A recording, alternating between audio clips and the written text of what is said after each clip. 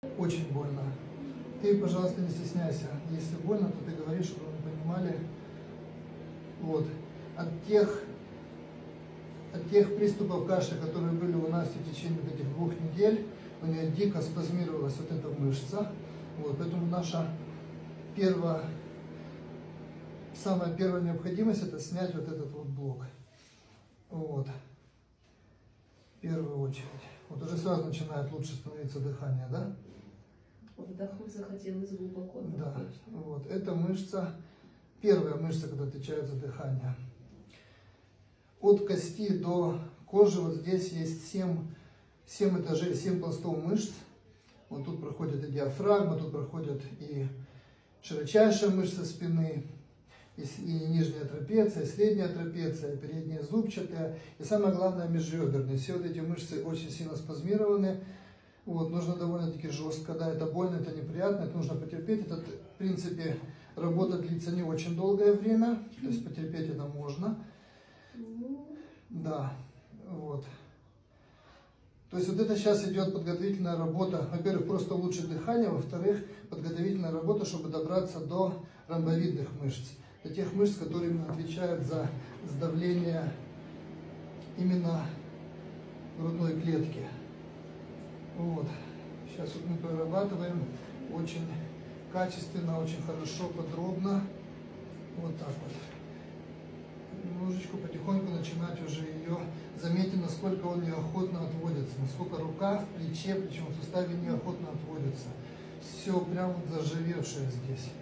Или заледеневшее, или задубевшее, кто как любит называть. Вот, пошло движение, вот он начинает открываться. Вот, начинает появляться уже какое-то подобие движения. То есть до этого момента лопатка была очень нестабильная, была очень спазмирована. Из-за этого были все проблемы с дыханием, естественно, спазм дыхательных путей, и отсюда кашель. Вот это вот, ой, как хорошо начинает отводиться. Настенька, ты живая? Живая. Вот, отводится. И смотрите, нету тут такого понятия, как алгоритм вот 1, 2, 3, 4, эти вот действия. Если ты видишь, что вот в этом вот движении, например, мышца, например, большая грудная мышца не дает нормально отводиться плечу назад, нужно сначала поработать, прийти на грудную мышцу, да. Вот. Какая болючая. Болючая, да. Болючая, тут проходит блуждающий нерв. Этот нерв еще, как мы знаем, иннервирует и печень, а он вчера очень сильно работал, потому что был Новый год, кто не знает. Вот, прекрасно, прекрасно, замечательно. Я говорю прекрасно, замечательно, чтобы подбодрить Настю, потому что это действительно очень болезненный вид работы, вид терапии, очень болезненный. Да, это очень важно делать. Очень важно. Это как раз большая грудная мышца.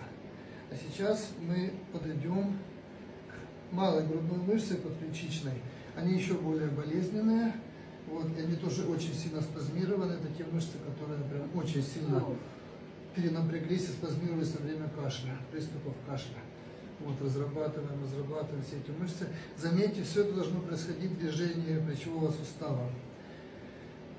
Просто обычным массажем ничего не проработаешь. Ты находишь спайку, да, вот спайка нашлась, и в движении ты начинаешь реально прям расклеивать вот эти самые пресловутые спайки. Вот.